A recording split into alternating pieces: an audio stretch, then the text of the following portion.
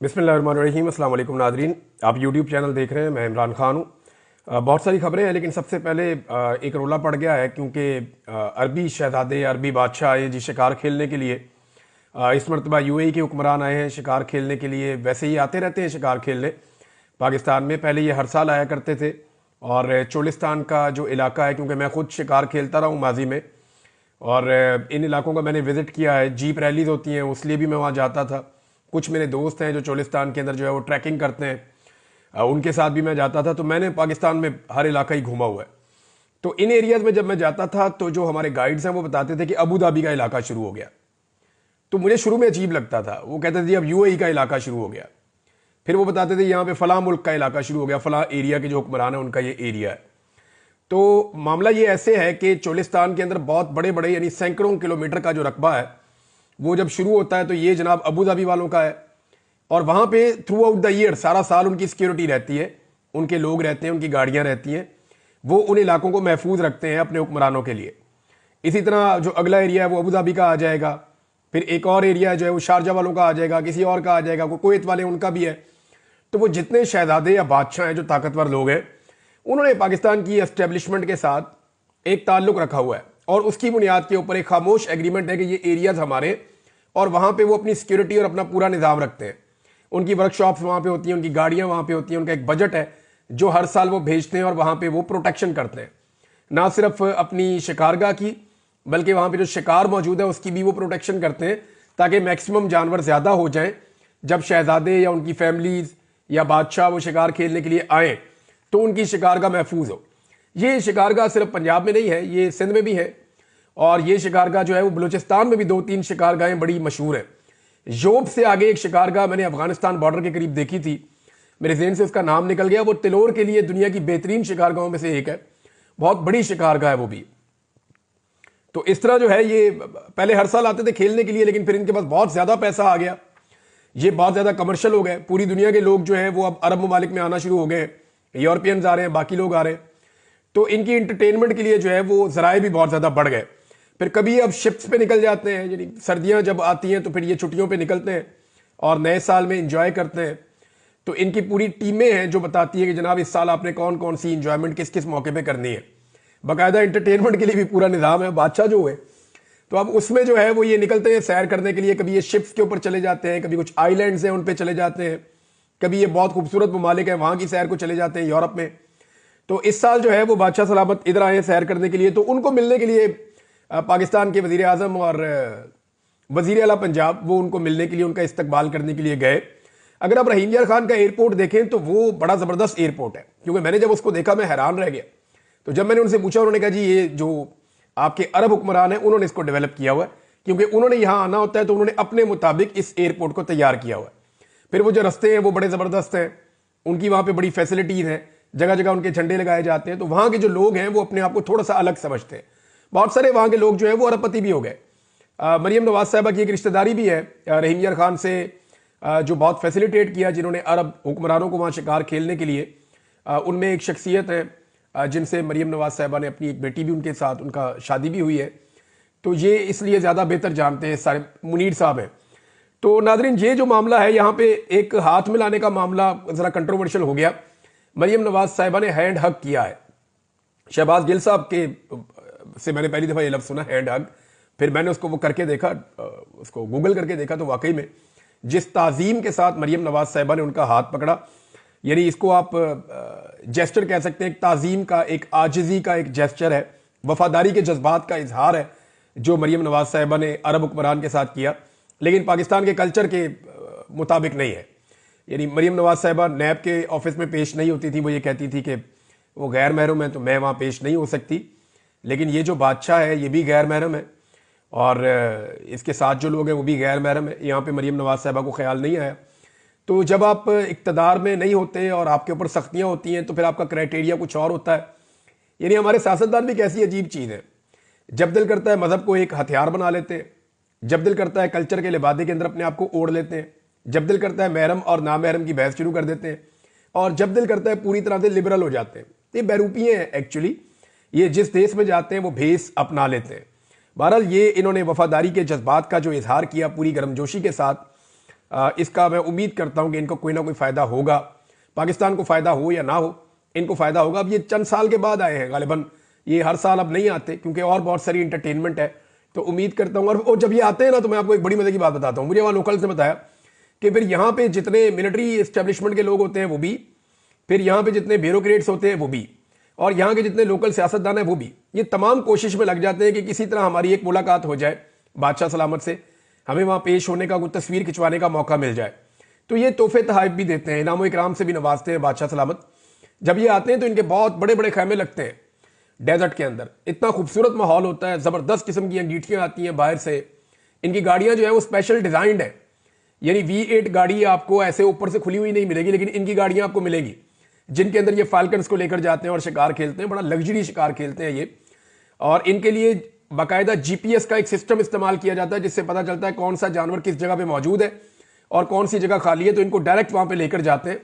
वहां ये लोग अपने अपने फाल्कन्स जो हैं या जो बाज हैं उनको ये उड़ाते हैं और वो फिर शिकार इनके लिए खेलते हैं, तिलोर का और बाकी जानवरों का। तो बड़ा जबरदस्त इनका एक इंटरटेनमेंट है। इनकी वर्कशॉपें तक साथ आती है, इनकी सिक्योरिटी सारा साल रहती है, लेकिन जब ये आते हैं तो मजीद सिक्योरिटी साथ आती है। इनके खादिम, मुलाजिम, टेक्निकल अमला, हर किस्म की फैसिलिटी ये जंगल में मंगल कर देते हैं। और फिर इनके करीब फटकने की भी किसी को इजाजत नहीं होती। अगर किसी को आना है तो फिर बाकायदा प्रॉपर परमिशन लेके, क्योंकि बादशाह सलामत का ये इंटरटेनमेंट का टाइम है, उनका ये छुट्टियां मनाने का टाइम है। उनके साथ उनका पूरा लाओ लश्कर होता है जो उनके लिए इंटरटेन उनको करता है डेजर्ट के अंदर। तो इसलिए वहां पे मुदाखलत भी वो कम से कम रखते हैं। तो कुछ लोग मिलने में कामयाब हो जाते हैं, कुछ लोग नहीं होते। अब ये मरियम नवाज साहबा के हाथ में लाने के ऊपर तनकीद हो रही है। एक्चुअली PMLN ने इतना गंद मारा हुआ है पाकिस्तान में, औरतों के ऊपर इतना ज्यादा मारा हुआ है कि वो थोड़ी सी भी हरकत वो भी करते हैं तो फिर आगे से उसी तरह का जवाब आता है। ये अब मरियम नवाज साहबा की मर्जी है, वो जैसे मर्जी हाथ पकड़े।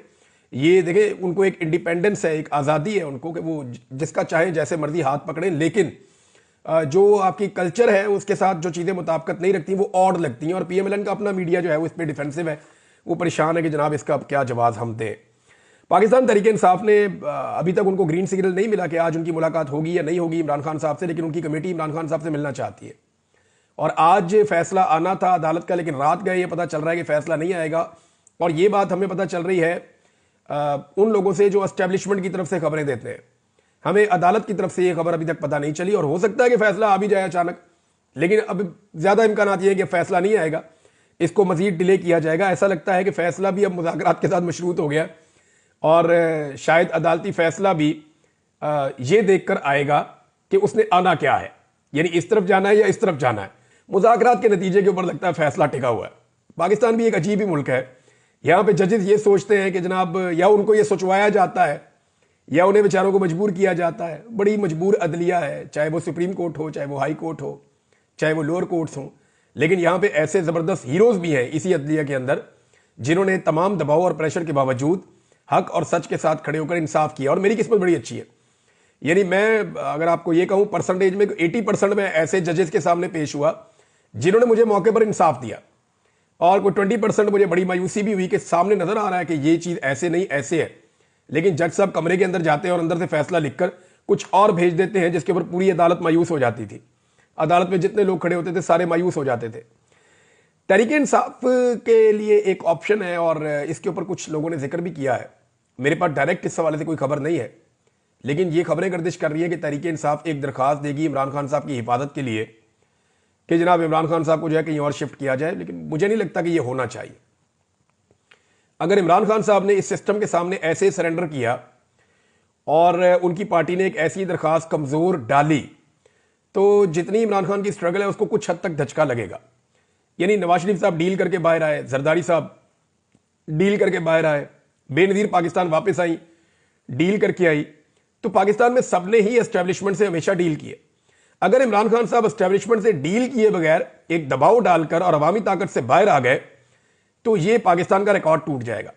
और पाकिस्तान को एक बार ये रिकॉर्ड तोड़ना पड़ेगा, चाहे वो नवाज शरीफ तोड़ देते, चाहे वो बेनजीर तोड़ देती, चाहे वो कोई और तोड़ देता, या चले अब इमरान खान तोड़ दे। लेकिन इस मिथ को एक मरतबा तोड़ना पड़ेगा कि पाकिस्तान में एस्टेब्लिशमेंट के बगैर भी अवामी ताकत से फैसले किए जा सकते हैं।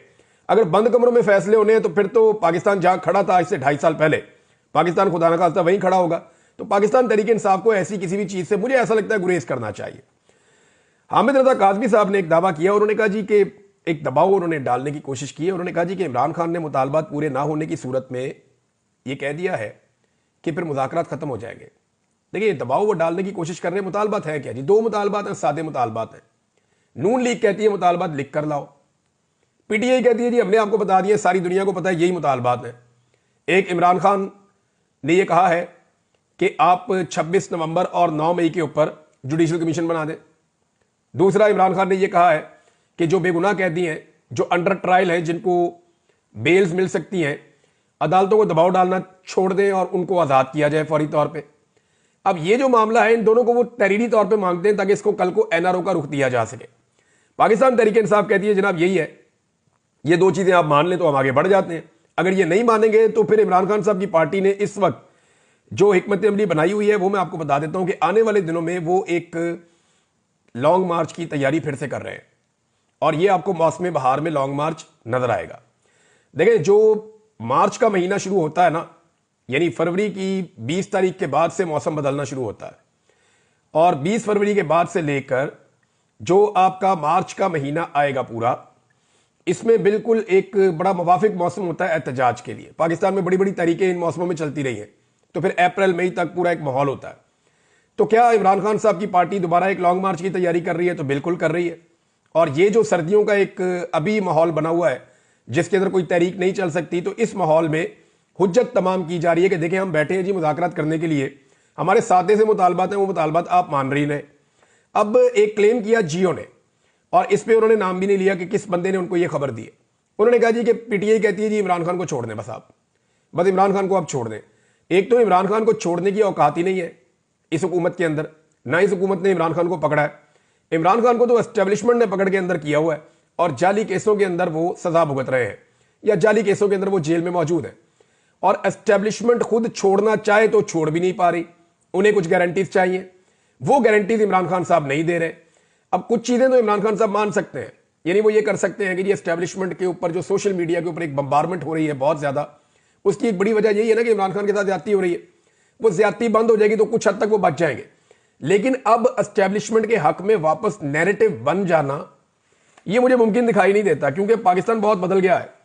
अगर इमरान खान साहब भी चाहेंगे कि एस्टेब्लिशमेंट का सियासी किरदार को जस्टिफाई कर सकें फ्यूचर में, तो मुझे नहीं लगता कि इमरान खान साहब भी ये कर सकेंगे, क्योंकि लोगों की सोच बड़ी क्लियर हो गई है। हुकूमत को कुछ टाइम दिया है पाकिस्तान तहरीक इंसाफ ने।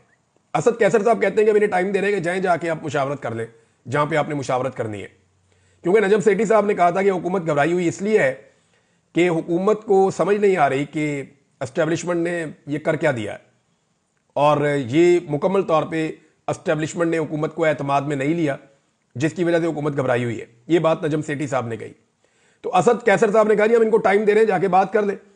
अब हुकूमत एस्टेब्लिशमेंट को कितना मजबूर कर सकती है कि वो जूं की तूं सिचुएशन रहने दे, जबकि इंटरनेशनल प्रेशर जो बाइडन के जाने के बाद मजीद बढ़ता चला जाएगा। अभी जो बाइडन सिर्फ इलेक्शन हारा है और जो बाइडन के इलेक्शन हारने के बाद नवंबर, दिसंबर और जनवरी के चंद दिनों में आपने देखा कि बाहर से कितना ज्यादा प्रेशर आया है। सिर्फ जो बाइडन इलेक्शन हारा है, अभी वो सदर है, और अगर जो बाइडन अपनी सीट से हट जाता है और फिर लाजमी बात है नए सदर ने आना है, तो फिर इसका इंपैक्ट कितना ज्यादा और गहरा होगा इसका अंदाजा भी आप लगा सकते हैं। तो एस्टेब्लिशमेंट को क्या मौजूदा हुकूमत दोबारा मजबूर कर सकती है? देखिए, हुकूमत को एस्टेब्लिशमेंट ने इतना कुछ दिया है कि अब ये कुछ उनसे मांग नहीं सकते। मिसाल के तौर पे इनके सारे केसेस खत्म कर दिए, इनके ऊपर पाबंदियां खत्म कर दी, इनको जेलों से निकालकर इनको एनआरओ दिया गया, तमाम कारोबारी मामलात इनके वापस सीधे किए गए जितने माली मामलात थे। जाली फार्म 47 पर इनको एक बार फिर हुकूमत दी गई और एक मरतबा इनको इमरान खान की हुकूमत के बंदे तोड़ के जुल्म और जबर के साथ रजीम चेंज करके हुकूमत दिलवाई गई। फिर इनकी अपनी निगरान हुकूमतें बनाई गई ताकि जो चाहे जैसे चाहे ये करें। इलेक्शन कमीशन इनकी झोली में डाला गया, जाली इलेक्शन इनकी झोली में डाला गया। इनकी सबसे बड़ी मुखालिफ सियासी जमात जो पाकिस्तान में सबसे ज्यादा मकबूल थी, उसको एस्टेब्लिशमेंट ने पूरी ताकत से कुचला। यानी अब तो सारी जिंदगी एस्टेब्लिशमेंट इनको गोद में उठाकर नहीं रख सकती, अल्टीमेटली इनको अपने पांव पे खड़ा होना पड़ेगा। तो इस मरतबा एस्टेब्लिशमेंट का मामला यह कि उनका अपना सर्वाइवल है। देखिए, ये ऐसा कभी भी नहीं हुआ इससे पहले एस्टेब्लिशमेंट मुश्किलात में आई है, लेकिन इस मरतबा एस्टेब्लिशमेंट के लिए सर्वाइवल का मसला है, क्योंकि एस्टेब्लिशमेंट का बयानिया पहली मरतबा इस मुल्क में बढ़ गया है। एस्टेब्लिशमेंट को पहली मरतबा बदतरीन शिकस्त हुई है सियासत के मैदान में भी उनको शिकस्त हुई है। अवाम में उनकी मकबूलियत का जो बुत है वो पाश पाश हो गया है। एस्टेब्लिशमेंट की काबिलियत का पोल भी अवाम के सामने खुल गया है। अवाम से जो उनके प्यार का एक दावा था वो दावा भी बह गया है। कारोबारी और माली मामला जो एस्टेब्लिशमेंट के हमेशा से छुपे हुए थे, आज तक कभी सामने नहीं आए, वो सारे के सारे मामला भी खुल गए हैं। तो एस्टेब्लिशमेंट के लिए अपने सर्वाइवल का मसला है। यानी ऐसा इससे पहले इतनी ज्यादा दफा नहीं हुआ। 3 दफा पहले एस्टेब्लिशमेंट या मिलिट्री एस्टेब्लिशमेंट मुश्किलात में आई है पाकिस्तान की तारीख में। एक 1971 में आई थी जब पाकिस्तान इंडिया से जंग हार गया और बांग्लादेश अलग हो गया, और एक बहुत बड़ी नाकामी थी पाकिस्तान की मिलिट्री एस्टेब्लिशमेंट और उस वक्त के सियासतदानों की, और उसके लिए सबसे बड़ा मुजरिम याह्या खान था जो उस वक्त का डिक्टेटर था। तो ये एक ऐसा टाइम था जब पाकिस्तान की अवाम पाकिस्तान की मिलिट्री एस्टेब्लिशमेंट से मुतनफर हुई थी। दूसरी मरतबा जब जुल्फिकार अली भुट्टो साहब को फांसी दी गई थी, लेकिन उसका इतना इंपैक्ट बन नहीं पाया क्योंकि जुल्म और जबर बहुत किया गया था ज़िया उल हक की जानिब से। दूसरा, फौरी तौर पर ज़िया उल हक ने एक मजहबी कार्ड इस्तेमाल किया और मजहबी सियासी जमातों को साथ मिला के अफगान जंग और ये सारी चीज़ें छेड़ के तो वहां चीज़ें कंट्रोल कर ली थी। तो जुल्फिकार अली भुट्टो को फांसी दी गई। उस वक्त दूसरी मरतबा एस्टेब्लिशमेंट से लोग नफरत कर रहे थे। तीसरी मरतबा परवेज मुशर्रफ के दौर में एक ऐसा वक्त आया जब तहरीक खड़ी हो गई। तो मुझे अच्छी तरह याद है कि ये जो फौजी अफसरान थे ये यूनिफॉर्म के अंदर बाहर नहीं आते थे। ये बाकायदा कहा करते थे निजी महफिलों में कि हमें ऑर्डर दें कि आप यूनिफॉर्म के अंदर बाहर ना फिरें। दहशतगर्दी के मामला भी थे और सियासी तौर पर वो इतने मकबूल भी नहीं रहे थे। लिहाजा ये 3 मरतबा ऐसा हुआ था। लेकिन इस मरतबा जो हुआ है रजीम चेंज ऑपरेशन के बाद, चौथी मरतबा एस्टेब्लिशमेंट की मकबूलियत कम हुई है, तो ये बहुत कम हो गई है। वजह यह है कि इस मरतबा उसकी शिद्दत बहुत ज्यादा है क्योंकि 4 नई चीजों से इनका पाला पड़ा है। पहली मरतबा, नंबर 1, सोशल मीडिया। पहली मरतबा एस्टेब्लिशमेंट को इसका सामना करना पड़ा और उन्हें अंदाजा हुआ कि सोशल मीडिया का वो मुकाबला नहीं कर पाते। लिहाजा उन्होंने सोशल मीडिया पर पाबंदियां और इंटरनेट की बंदिश शुरू कर दी और अपना सोशल मीडिया भी बंद कर दिया। यानी ISPR का जो DG है उसका सोशल मीडिया बहुत तगड़ा होता है, ट्विटर के ऊपर जो उसका अकाउंट होता है, लेकिन वो एक भी ट्वीट नहीं कर पा रहा है क्योंकि जितने ट्वीट वो करते हैं उसके नीचे जो आवाम फिर जुमले लिखती है तो उन्होंने पहले उसको बंद कर दिया। नंबर 2 जो सामना करना पड़ा सोशल मीडिया के बाद वो ओवरसीज पाकिस्तानियों का। पहली मरतबा ओवरसीज पाकिस्तानी भी पाकिस्तानी एस्टेब्लिशमेंट के खिलाफ हो गए। वो कभी भी ऐसे नहीं हुआ था, लेकिन अब ओवरसीज पाकिस्तानी खुलकर साथ दे रहे हैं इमरान खान का पाकिस्तानी एस्टेब्लिशमेंट के मुकाबले में। नंबर 3 जो पाकिस्तान की मिडिल क्लास है जो अपने आप को सियासत से बाहर रखती थी और वो हमेशा एस्टेब्लिशमेंट को पाकिस्तान का सेवियर समझती थी, वो भी एस्टेब्लिशमेंट के खिलाफ हो गई। तो मिडिल क्लास को पहली मरतबा इमरान खान साहब सियासत में लेकर आए और वो इमरान खान के साथ इतनी ताकत से खड़ी हुई कि उन्होंने एस्टेब्लिशमेंट को खैराबाद कह दिया। नंबर 4 पंजाब और खैबर पख्तूनख्वा के जो शहरी इलाके हैं ये एस्टेब्लिशमेंट का एक तगड़ा गढ़ हुआ करता था, जैसे पीपल्स पार्टी का लाड़काना है, जैसे एक दौर में नून लीग का लाहौर गढ़ था। इसी तरह जो पंजाब पूरा है या सिंध के शहरी इलाके या खैबर पख्तूनख्वा के जो मेन सेटल्ड एरिया हैं ये सारे पाकिस्तान की एस्टेब्लिशमेंट का गढ़ हुआ करते थे। लेकिन इमरान खान साहब ने एस्टेब्लिशमेंट से उनके ये गढ़ जो हैं वो छीन लिए। अब मेरे सुनने वाले बहुत सारे लोग जो है ना वो इस बात से शायद इख्तलाफ करें, नाराज भी, उनको बुरा भी लगे, लेकिन मेरे ख्याल में अगर आज सारी ये अच्छी जमातें मिलकर, ईमानदार या करप्ट लीडरशिप मिलकर, मुहिब्बे वतन या सारे गद्दार मिलकर, सारी जमातें और क्यादत मिलकर सिर्फ फौज को सियासत से और दीगर कारोबारों से अलग कर देना तो अगले 10 से 20 साल के अंदर मैं आपको गारंटी करता हूं कि यह मुल्क रहने के लिए एक बेहतरीन जगह बन जाएगा। ये सारे चाहे चोर हैं, चाहे डाकू हैं, चाहे गद्दार हैं, ये जितने सियासतदान हैं, जैसे भी हैं, गंदे हैं, अच्छे हैं, करप्ट हैं, बेईमान हैं, कुछ भी हैं, ये सारे इकट्ठे होकर बैठ जाएं और बैठकर एक मरतबा पाकिस्तान की फौज को पाकिस्तान के सियासी मामलात से और पाकिस्तान के कारोबारी मामलात से सिर्फ दिफाई मामलात में इनकी इंटरफेरेंस रखें, बाकी सारी चीजों से आप अलग करके देखें। 10 से 20 साल में गारंटी करता हूं कि यह मुल्क रहने की बेहतरीन जगह बन जाएगा। यह इस खित्ते का बेहतरीन मुल्क होगा। इसमें इतना पोटेंशियल है क्योंकि फिर फैसले जो है वो अवाम के और मुल्क के मफाद में होंगे ना, इदारों के या किसी के जाती मफाद के अंदर नहीं होंगे जो आज तक हम भुगतते रहे हैं। अच्छा जी, एक चीज और है कि पाकिस्तान तहरीक इंसाफ जो बाइडन के जाने के बाद मुजाहिरों की एक हिकमत अमली बना रही है और जो लॉन्ग मार्च होगा वो पहले से बहुत तगड़ा और बहुत बड़ा होगा। अब हुकूमत के बाद और एस्टेब्लिशमेंट के बाद ये रास्ता है कि जल्द अज जल्द इमरान खान को बाहर निकाले और वो जो एक बड़ी तहरीक अगर इमरान खान साहब बनाना चाहते हैं उसको किसी तरह इस मौसम बहार में पोस्टपोन कर दे या किसी तरह उससे जान छुड़ा ले या उससे बच जाए किसी तरह। लेकिन ऐसा होता हुआ दिखाई नहीं दे रहा क्योंकि हुकूमत की नीयत कुछ और है, एस्टेब्लिशमेंट की नीयत कुछ और है और इमरान खान साहब की फिलहाल बाहर आने की कोई नीयत दिखाई नहीं दे रही। इमरान खान साहब को डील का ताना दे रहे हैं नाज़रीन, लेकिन चंद हकायक मैं आपके सामने रखूंगा। देखिए, एक तो इमरान खान साहब ने जेल से कहा कि वो नहीं चाहते कि कोई मुदाखलत करे बाहर से उनकी रिहाई के लिए भी। वो ये कहते हैं कि यूरोपीय यूनियन, अमेरिका, यूएन कोई मुझे नहीं चाहिए, मैं सिर्फ ये चाहता हूं कि वो न्यूट्रल हो जाए, हमारे अंदरूनी मामलात के अंदर मुदाखलत ना करें। इमरान खान साहब का मौक़िफ़ वही है जो पहले था, जो अब है। यानी अगर आप देखें, इमरान खान जिसके ऊपर आप डील का इल्ज़ाम लगा रहे हैं, क्या ये वही आदमी नहीं है जिसने अक़वाम मुत्तहिदा में खड़े होकर इस्लामोफोबिया के खिलाफ, नामूसे रसालत के हक़ में, इसराइल के मज़ालिम के खिलाफ सबसे ज़ोरदार तरीके से आवाज़ उठाई थी, जिसने खुलकर कहा था कि वो कभी भी इसराइल को तस्लीम नहीं करेगा जब तक कि फ़लस्तीनियों को उनका हक़ नहीं मिल जाता, जिसने हुकूमत में रहते हुए एब्सोल्युटली नॉट अमेरिका को कहा था, बहुत ताकतवर मुल्क है, जिसने ट्रंप जब सदर था अमेरिका का, उस वक्त ट्रंप ने जब पाकिस्तान के खिलाफ कुछ ट्वीट्स किए थे तो इसने बतौर वजीर आजम डोनाल्ड ट्रंप को टकाकर जवाब दिया था। और जब ये वजीर आजम नहीं था, इसने तब भी डोनाल्ड ट्रंप को टकाकर जवाब दिया था। और आज की हुकूमत सिर्फ एक नामजद वजीर है, सिर्फ एक नामजद आदमी है, डोनाल्ड ट्रंप का खसूसी नुमाइंदा रिचर्ड ग्रेनल, उसको जवाब नहीं दे पा रही आज की हुकूमत। आप इमरान खान को कह रहे हैं कि वो डील करेगा या वो अमेरिका से मदद मांगेगा, जिसने डोनाल्ड ट्रंप को उस वक्त जवाब दिया जब डोनाल्ड ट्रंप सदर था, और ये आज उसके एक वजीर को, जो भी बना भी नहीं है, ये हुकूमत उसको जवाब नहीं दे पा रही। ये वो आदमी है जिसने यूरोपीय यूनियन को कहा था कि हम गुलाम नहीं है, या हम कोई गुलाम है। ऐसी बात खुलकर कहना ये इमरान खान के बस की बात थी और कोई कर नहीं पाया। ये इमरान खान है जिसको आप डील का या किसी चीज का ताना दे सकते हैं। कैसे दे सकते हैं? उसके दौर में एक भी ड्रोन हमला नहीं हुआ, क्या फर्क पड़ा था? जरदारी के दौर में धड़ाधड़ ड्रोन हमले, मुशर्रफ के दौर में धड़ाधड़ ड्रोन हमले, नवाज शरीफ के दौर में धड़ाधड़ ड्रोन हमले। एक आदमी चेंज हुआ, वजीर आजम पाकिस्तान का इमरान खान बन गया, एक भी ड्रोन हमला नहीं हुआ। क्यों नहीं हुआ? क्यों नहीं हुआ? क्या अमेरिका डर गया था उससे? भाई बात यह है कि उस आदमी ने कहा नहीं, मैं ड्रोन हमले होने दूंगा पाकिस्तान में, मेरे साथ बात करो। तो ये इमरान खान है, वो नहीं चाहता कि मुझे बैरूनी मदद चाहिए। हाँ, लेकिन उसके ओवरसीज पाकिस्तानी जो आज उसके साथ खड़े, उनका यह हक है कि रोला डाले जिस मुल्क में वो रहते हैं। वो इंसानी हकूक को लेकर रोला डाल रहे, वो बता रहे हैं कि उसके साथ जुल्म और ज्यादती हो रही है, और दिस इज डेमोक्रेसी, यही तो जमहूरियत है। वो उन मुल्कों के अंदर खड़े होकर रोला डाल रहे हैं, पाकिस्तान में आके उनको रोला डालने की इजाजत नहीं है। वो यहां पे आके सियासत में वोट भी नहीं डाल सकते, या उनको वहां पे वोट डालने का हक भी नहीं मिलता।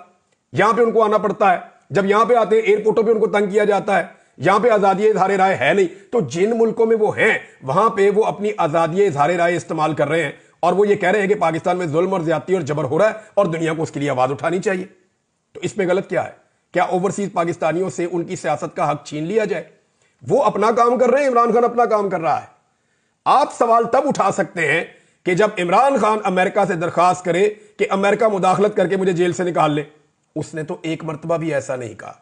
लिहाजा जो लोग ये कह रहे हैं ना, वो या तो बैलेंस करना चाहते हैं चीजों को, या वो एक नया बयानिया बनाना चाहते हैं। तो बयानिया इस तरह बनता नहीं है, ना बनेगा। उसके लिए प्लेटलेस गिराने पड़ते हैं, उसके लिए कतरी खत लाना पड़ता है, उसके लिए और बहुत सारा कुछ करना पड़ता है, जो इमरान खान फिलहाल नहीं कर रहा। अब तक के लिए इतनी, अपना ख्याल रखिएगा, अपने इस चैनल का भी। अल्लाह हाफ़िज़।